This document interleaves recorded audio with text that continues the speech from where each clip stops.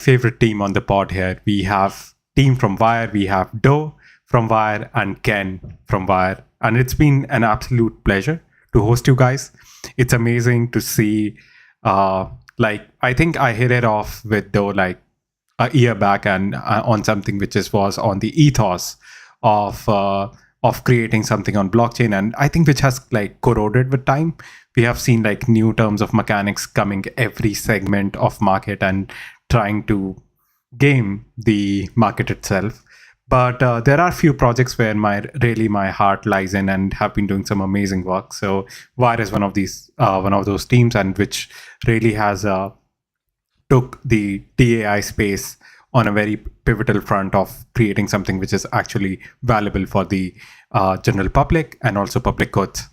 So something I want to create more of the dysproportia that has been created for DAI space, and I want your like it's an open space so anybody can answer this. Like, what do you think is the major blocker for DAI space right now? Like, even in terms of as chain, as an interop, as bridge, or what is happening right now? Like, what do you think is the native problem with this segment of not getting the eyeballs it should have got? Like, it was due time, right? Like, all of this was due time, and it's increasing day by day, but at a very slow pace. I feel like it should be exponential. Why hasn't it hit the warp speed yet? Like, what do you guys feel? Well, I'll answer first, and I know Ken has a lot of thoughts on this as well. But I think that it really brings me back to our original conversation in Dubai when we first met Token 2049 in 2024, which was that at the time I was full time with my team at Exhibits, and the frustration for your team and my team at the time was that there was all these overfunded projects that were claiming that they had compute that was useful for real live training and inference at scale, when that was just nonsense. And that's how we met, because I remember I said, hey, you know, I kind of snuck up on you, and I was like, what do you guys do? And you said, compute, we have a decentralized compute network. And I was like, and I mentioned a project, which Yeah. I'm not going to mention right now. And you were like, hell no, that is not what we're doing. And then that's when we really linked on this topic. And both Spheron and Wire hold the same ethos, which is building something real, creating it from the ground up, doing it despite having to walk through the fire of funding and building a team and bootstrapping and doing it without just going to collect the bag. When you start communicating your good idea, and there are VCs and other entities that want to give you money for it, and then just roll you off into a token, which gets to my point, which is that we are missing users in decentralized AI because we're fragmented. So when we're looking at the entire space of decentralized AI, and we're looking at it up against Google and Meta and these huge oligarchic entities, not only do the individual projects in DAI not show up, but the whole DAI space does not show up.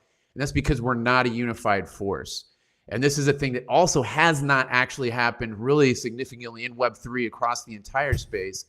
But this is a mission that everybody in this room is to bring that together and to create it so we can actually go into the greater AI space as a unit that is a formidable foe against these oligarchs. And I know, Ken, you have thoughts. Yeah, I think you said a lot of it very well. I would just condense it and say that we're early. Like, we have to build the infrastructure well before the masses come, and people think that you can just build at the speed of light.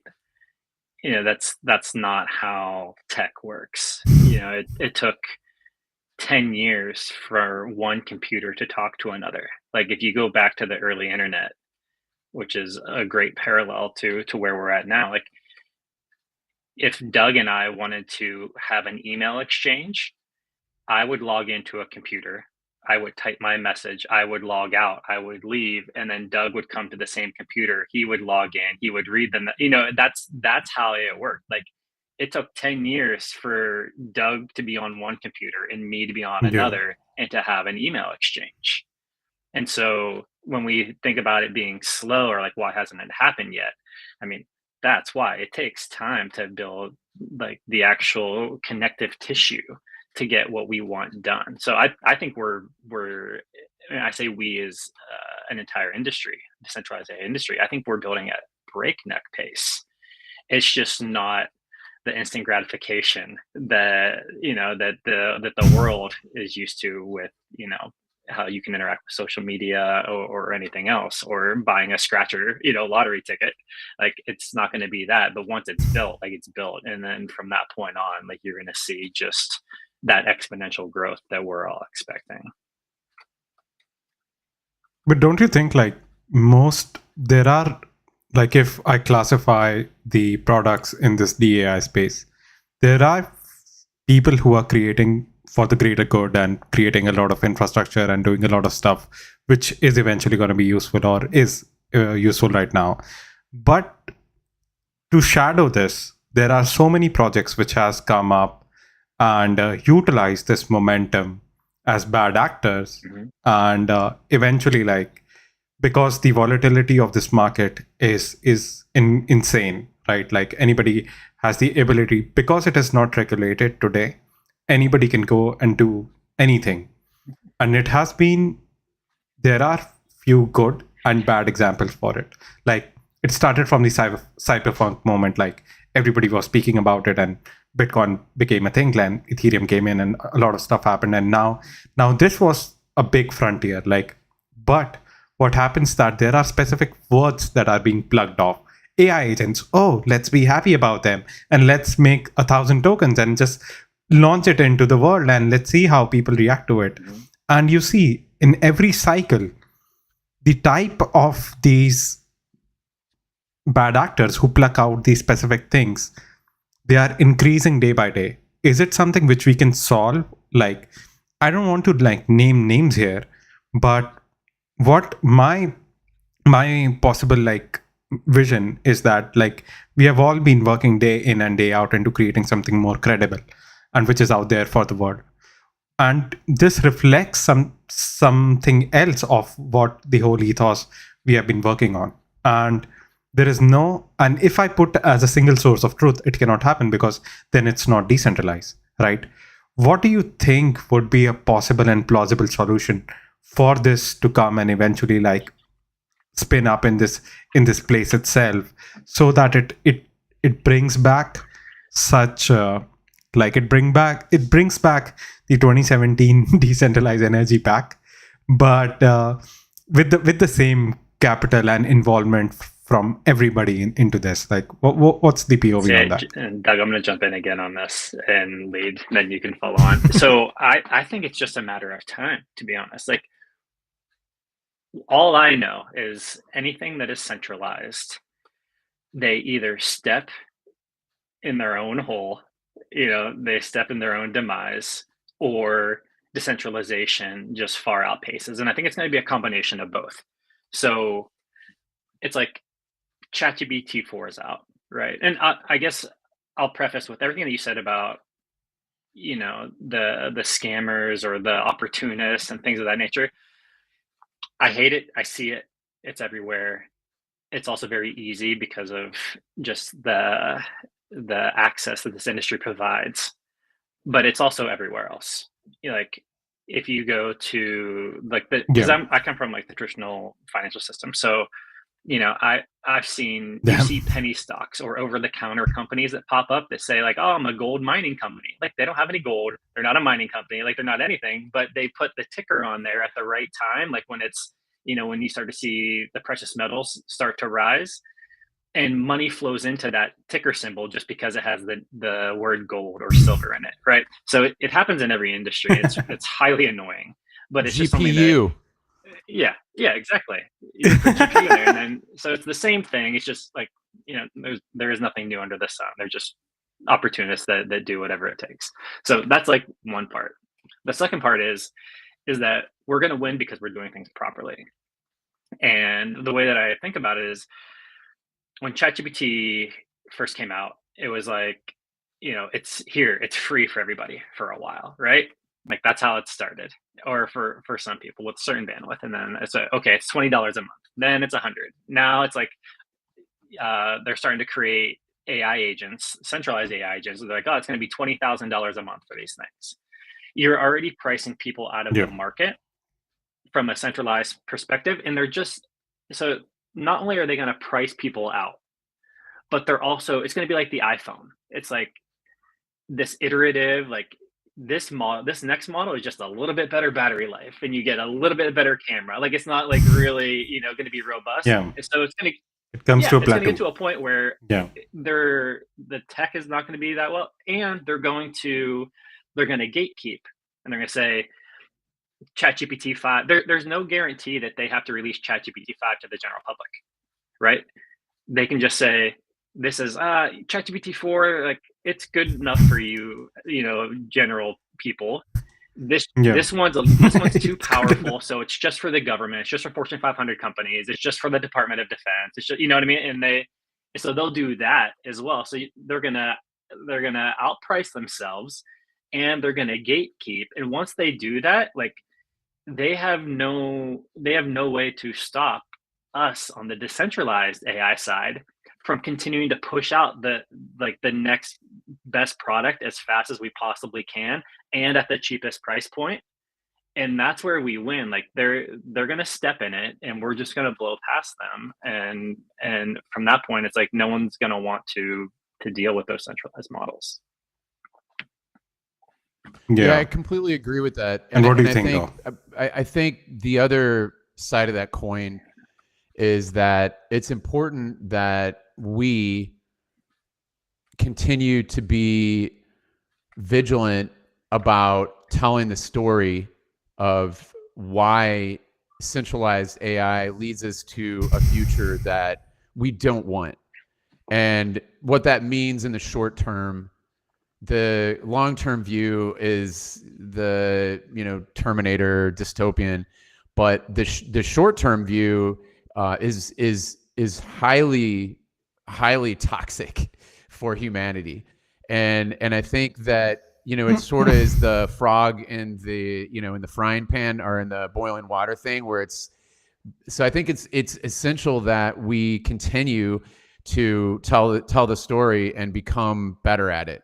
And that's why Ken and I are very committed to DAI Day, and same with Spheron. Like we're committed to DAI Day. We're committed to continuing to be on this mission of speaking about it. And I think for us, the next iteration of DAI Day and this kind of energy of talking about this is this next level of unification among the projects that enable actual decentralized AI coming together and creating a user base, because we have, like Ken was saying, a superior product to centralized AI. Something which is very interesting for you guys, like there is a report which is called AI 2027. Yes.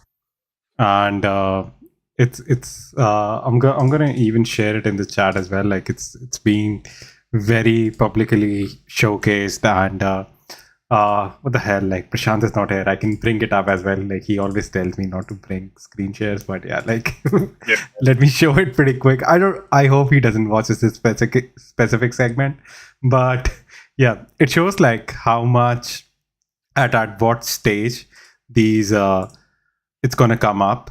And in terms of like what is going to happen when you're going to have unreliable agents, and how much compute is being owned by these companies, and what's the landscape right now, like, because at the end of the day, it's all about the T-flops. It's all about who is going to reach out to the whole capex of understanding. And it's amazing how they have like portrayed it really well, like in the compute centralization of the world, to what would happen in terms of politics, what would happen in terms of coding, robotics, forecasting, and everything else. And in the end, like it goes out to very extreme into understanding, like, for example, like at what T-flops it's going to be working upon, and what access to the general public would have on it at the moment. Like that is something like there is a lot of misalignment right now, and it's amazing. Like you guys would love this report. Like I personally love it. Like I recommend to everybody I see, like because this is an emerging tech right now, and from emerging tech, something to go off as humanity versus machines. Like that's like it sounds stupid right now. Like when I say like humanity versus machines, it's not gonna ever happen. Like how would we see that world? But for people to understand, which is a very important thing here, that if somebody owns a piece of compute, a piece of data, a piece of training weights, models, and everything, they own us and nothing else. At the end of the day, if we don't ramp up, like if the good players don't ramp up our speed today, we're going to be in a, and everybody's, the thing is we a DAI is such a space where not everybody's looking at us, right? We don't have all the eyeballs because like everybody's like, most of people are like pump and fun economics working on this, and there are few players who are diligent enough to understand, okay, if we don't do this, we can land in a lot of problem in such less time. Like I think like chat gpt, like I'll give you an example. Like I'll give you a prompt today and you have to put it in the chat gpt itself, so it finds out the JSON which has been stored on top of your chat gpt or whatever LLM you are using, and you would be amazed by the result. Like it's insane. I mean, like when I saw it, I was like, wait, what? How does it know that? Like sometimes I select like for family members, I write like very heartful things, and it got like names of my family members and my relation to them, and to that level at like it's basically creating a database of different points, and it's insane at what level they are doing. Like I cannot tell the public, like I cannot scream louder enough to tell the public like how hard it's going to be to protect your own data and your own privacy in all of these things. Like ZK and everything is working, and that's at some pace right now. I'm not going to talk about what pace they're working on, but like we need them more than ever. Like they don't understand it. Nobody understands that. Like somebody will one day will see the stream and be like, yeah, these guys were right. Like, and I don't want Well, that to it's like, happen, honestly. would you want people to read your diary? Like I know a lot of girls when they're young, like Yeah. they write down like their most sentiment, and like their worst fears, like their parents find it, right? It's like sometimes they do. Yeah. It's like that's what's happening at a large scale with everybody, with adults in this. Like what's going to happen is like you're just going to start getting negative outcomes from what you write in there, Yeah. and that is going to change behavior. Like you start talking about, you write something in there about you've had a house, you have house parties. Like here's a great example. Okay, like, oh, I'm gonna throw a house party. Oh, what should I do for this house party? Like what should I make sure that I have for everyone to have a good time? Throw it in ChatGPT, right? And then the house party happens, which is nothing crazy, just you having people over. And then the next, you're writing a little update, like here's what went well, like let's do better the next time, right? That's what you use like ChatGPT for. And then next thing you know, you were like, oh, you're typing in, and yeah, like make sure we put some towels down because somebody slipped going down the steps and hurt themselves. And then bing, you get an email that says your home insurance just went up, right? Like because of the liability insurance. You're like, well, how did that happen? It's because you Yeah. just put that information into a chat, an LLM that told the insurance company that you're now at higher risk. Once that stuff starts happening, people are gonna be like, I'm not doing this anymore. Like, where's the decentralized model where my stuff's encrypted and I can still get the information I want. So that stuff is going to happen. Like to me, that's why it's like it's just a waiting game. Like they are gonna step in it. They're gonna do the wrong things. They're gonna do what's not best for their users, and the users are just gonna shift. Just a matter of time. Yeah, and I think Ken's being, obtuse for the purpose of the analogy, or the purpose of of breaking that down. But if you think about it, and you think about the things that we're putting into LLMs, you know, these create rhythms, and the things that it's going to be tracking and going to be inputting into different insurance policies, like he was saying, and job opportunities and opportunities for going to college and all these kind of things. I mean, it's like the minutia of the data and the intelligence to which the AI will be able to extrapolate potential outcomes of that individual and what that means to a certain business model this is where it becomes very insidious, and you're going to have no contact with something as obtuse as, like, I put towels down, somebody slipped,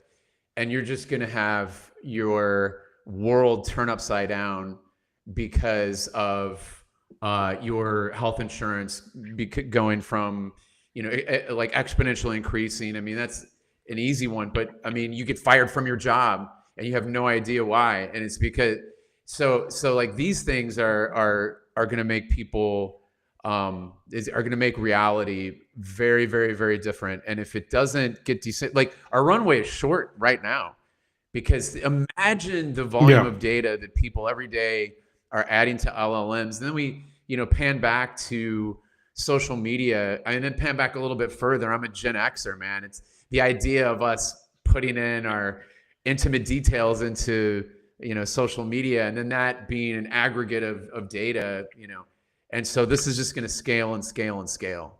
Well, it's existential, right? Like, there's some things you just can't come back from. Like, that's how life works. It's like, if you have a knife and you are chopping up like tomatoes and you accidentally like slice your finger a little bit, like, you're going to bleed, but you're going to come back. It's another thing if you get extremely inebriated and jump in your car and try to drive home on a windy road. Like, you're going to take you or somebody else out, and like, you can't recover from that. I feel like that's what, when Prakash is talking about, yelling from the rooftops right now, it's like, it's because you can't, like, the more you put into this, like, the more it becomes like existential, where you can't come back from it.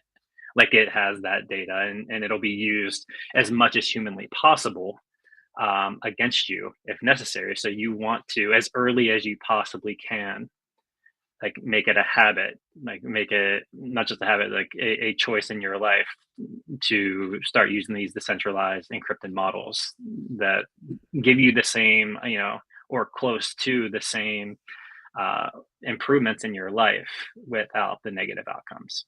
Guys, I just want to drop something that this made my brain just pop in, which is AI hygiene. That's what we're talking about. Yeah, I think we need that. Like, that's something which is gonna like happen eventually. Like, and for us to like, and one of the biggest reasons is that we have substandard products which are decentralized. Like, that is somewhere we are falling short, and I feel that. But I'm really curious to know, and even like, even on the complete spectrum of decentralized AI itself, like, what do you think is removing that substandard part from it? Because if I want to eventually go out and utilize any model, like, or even use, like, Venice is a good example, and like, few of are there, but what you feel has the true potential, and which segment has the true potential of coming out as, okay, this is really solving a lot of problems, and yes, this is decentralized and people should use this. Like, what is one thing you're comfortable giving away to your family and friends right now, and you're pretty certain that it's not gonna steal their data? I think the only thing right now that comes to mind to me is Venice. I mean, do you like? That's I'm a meditation, all ears. right? Like, do you guys have? That's the whole point of like why it's important that we come together as decentralized AI, as opposed to these singular projects. Is exactly what you're saying. So we can create the infrastructure, which is, Spheron, the universal transaction layer, and the compute network that Spheron has built. We need to create this infrastructure and be unified, so we can provide this as an alternative to centralized AI. But then I also think that, which is part of our mission too, which is to shepherd, to, as the infrastructure rolls, to shepherd projects that are user facing, so we can have use cases to bring users into the folds of oh, there goes my microphone again, of decentralized AI. Mhm. Tell me more about what is with Wire right now. Like anybody can, like, what are specifically, like, I think there is something which you guys have been doing for agents and like mostly on the transaction layer itself. Like what are these things and what's really solving, and would love to know more, and if we can break it down for the public as well. Like that'll be like super cool. For sure. Doug, you care if I take this? Oh one? yeah, go, man. Cool. Seriously, So- my microphone might be to the floor by the time I got done. Yeah, so it's like if you're trying to build the internet, there's so many components that go into it. Like you actually have to lay like copper wire like on the ocean floor that gets it connected from the North America over to Europe. So and then from there you start building up. There's protocols. There's all kinds of things before you get to a web browser that allows you to search the internet.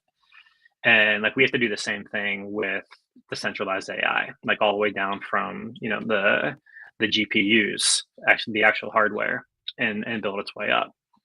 But there are components that need to be on the blockchain side for decentralized AI to perform properly, which is you need to have a great way to give agents or even humans identity, to give them a wallet that works across all of these decentralized and Web3 systems.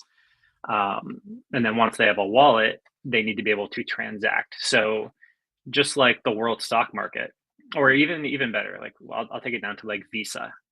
Like if you have a Visa card, like before Visa and MasterCard, like what would happen? Like if you're in the US and you'd go to Australia or Europe or wherever, you'd land and you'd go to the currency exchange store, and then you would take your US dollars, you'd hand it to them, they would do the conversion, and then that way you could transact in the country that you're in. And then Visa MasterCard comes along and says, you don't have to do any of that. Like you go to the country, you have your US dollars, you have this card, you swipe it, and the local coffee shop still gets the currency that they want from their native country, even though you use the currency from your native country to make that transaction. All that infrastructure had to be built to allow that just seamless, I'm going to swipe this thing, grab my coffee, and go. That's what Wire's universal transaction layer does for blockchain, for AI agents, for everything. It's just like you now have users in this one area that can do any sort of transaction with any currency they want, and it's just seamless process because the infrastructure is there. And people have tried to do that for the past few years with bridging and other sort of like messaging systems, but it is not secure, it's not decentralized, it's not cheap, it's not fast. Like it was just, how can we solve the problem at the lowest level without having to really create innovative solutions? So we got that, and it got us here. But what Wire has built is that Visa moment where everything is united, it is secure, it is fast, it is cheap, and that just happens to be exactly what these decentralized AI agents, these smart agents, are going to need to be like the most high performant. It's like you can create an agent that's on Polygon, but it's you're going to be siloed. Like you're not going to have the benefits. If you have an agent that can just go across any blockchain, any user, like do whatever it needs to do, those are the ones that naturally everyone's going to use, and that's going to be like, that's where Wire's universal transaction layer component of the decentralized AI tech stack is so crucial. And like something which really reminds me like of actual products, like the solution itself, do you feel that the amount of transaction which is happening, like because there are so many microtransactions that are involved when there are agents involved in a lot of stuff, like you see that like for example even on the smallest of the interaction, like, and which is not a high volume but high intensity transactions. So how do you feel Wire would be solving that? Like what's your plan of, like, if somebody spins off a orchestrator or some sort of, like, where they're maintaining more than a few agents, what do you feel would be the P0 for Wire as a project? Like, okay, this is what are we gonna do if there is somebody who comes up with, like, okay, I'm gonna spin up like 1,000 agents now. So like what's gonna be POV on that? Yeah, we're expecting that. So that's what this industry is not ready for. Like all the blockchains and everything that were built, up until now, like the Gen 1, so like the Bitcoins, Gen 2, we'll call it Ethereum, uh, you know, we'll call it Gen 2.5 or so, which are like the Solanas and the Cardanos and some of the others. Like they didn't build to scale. Like they didn't see, like, it's not that they didn't see, maybe they just wanted to get the product out. But it's like this AI, revolution has come on quick. Since, like, let's call it 2023 is when it really, crested, and everyone saw that, like, what was about to happen. And it's like these blockchains need to be able to scale, because on-chain transactions are just going to go through the roof. Like David Johnston at Morpheus was talking, is like, I do about 5 transactions per day, me as a human. And then he built just a centralized, agent to do some functions for him. And he's like, that thing's doing 200. So it's the same prompt that he gives Yeah. himself, except it's doing 200 and he's doing 5 because it's more efficient. It can do whatever it needs to do. It's running 24/7. Like it's a increased efficiency. And that's what I expect from everybody. It's like, that was just one agent. What happens if he has 10 doing things for him? It's like the Yeah. amount of transactions are just going to hockey stick. And if you aren't prepared to scale, it doesn't matter what blockchain you're using right now, like it's going to get saturated quickly. Wire's built to be able to scale. So like we're 10,000 transactions per second to start. If we need to go to 50, we can. If we need to go to 1 million, like we can get there. Like we'll just be able to scale with these agents. And so that's what I think is like one of the big reasons to like add us to what everyone's already building. The other side is that we don't own our own blockchain. Like Ethereum and Solana, like they did an ICO and they gave you a token that you could, like the gas token that you could transact. They never let you own like the actual blockchain network. We're doing that. So if you own a node, you get to own that portion of the blockchain. And like, what can you do with that? Well, you can decide if you want it to be free for yourself or for your partners. Like you can make those transactions for free. You can dial it down, like the price. Or if you're trying to make it a commercial product, you can dial it up a little bit, where users are paying you because you own the blockchain for the amount of TPS. And so in your example, if there's 1,000 agents, you're probably going to want the cheapest price possible. You can't do that anywhere else short of building your own blockchain. And even then, like there's still a cost. With us, you can dial that all the way down and have 1,000 agents running at a cost that works for you. Okay, pretty cool, honestly. Like, I didn't go this deep to understand like how it would work with agents specifically, but now if you're telling me, like, I have to check it out. Like, that's all I'm gonna say. But because we have been facing a lot of issues, because once you scale, like, you have to understand, like, there are 2 ways you can scale, like vertically or horizontally, and there are limits to like vertically, and there are limits to horizontal scale as well.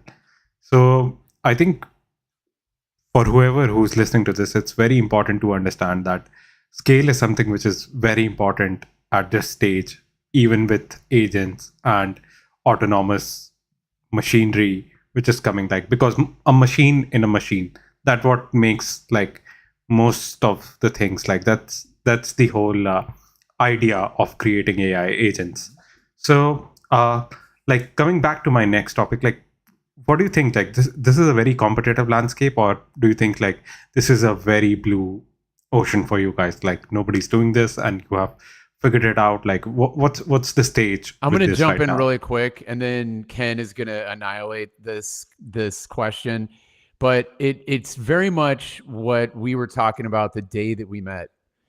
There's a lot of Yeah, there's many players in the space that claim to do something like this, but then if you dig yeah, superficially deep, you find that there's no white paper, that there's no real evidence that there's anything on this trajectory other than a meme coin that's overfunded that has a cool website.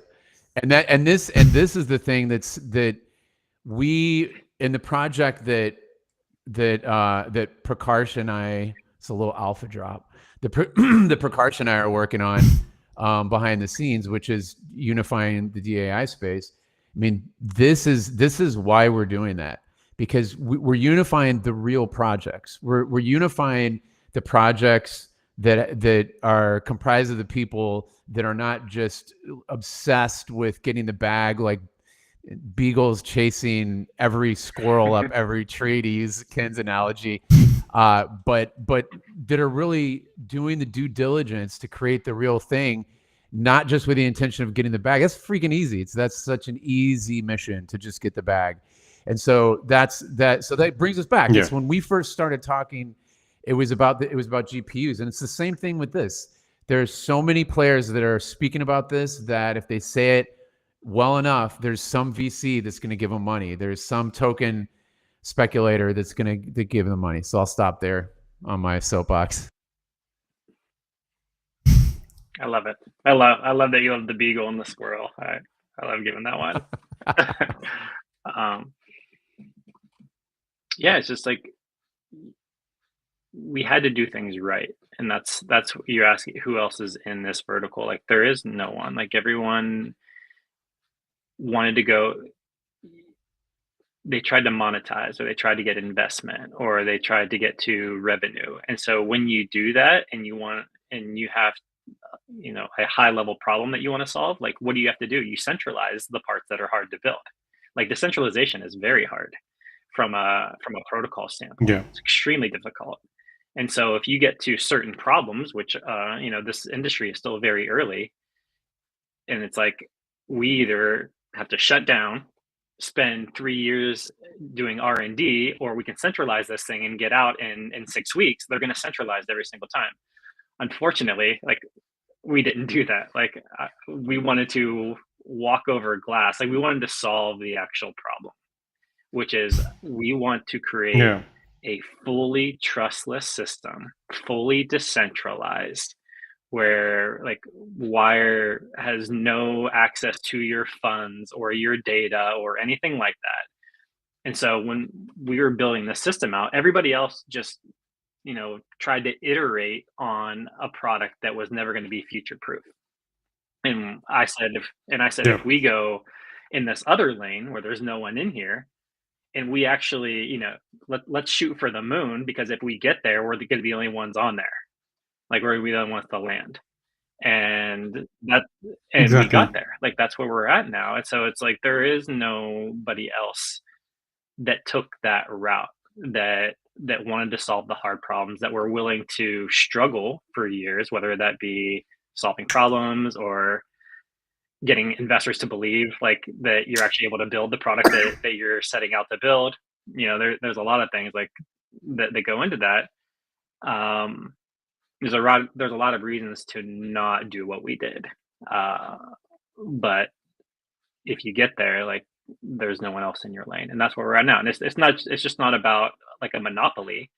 Like yeah, we're going to benefit greatly, but the industry needed this. Like we weren't going to move forward and be the future of finance that everyone keeps talking about from like 2017 on, when you have security vulnerabilities, that you don't have FDIC insurance like you do in the traditional markets. Like you're on your own. Like Yeah, And so that's like the biggest thing. It's like the internet was information, and then like, you know, you had the infrastructure that was built that allowed PayPal and like SSL certificate, you know, where you could actually put your credit card information online and have a reasonably secure environment.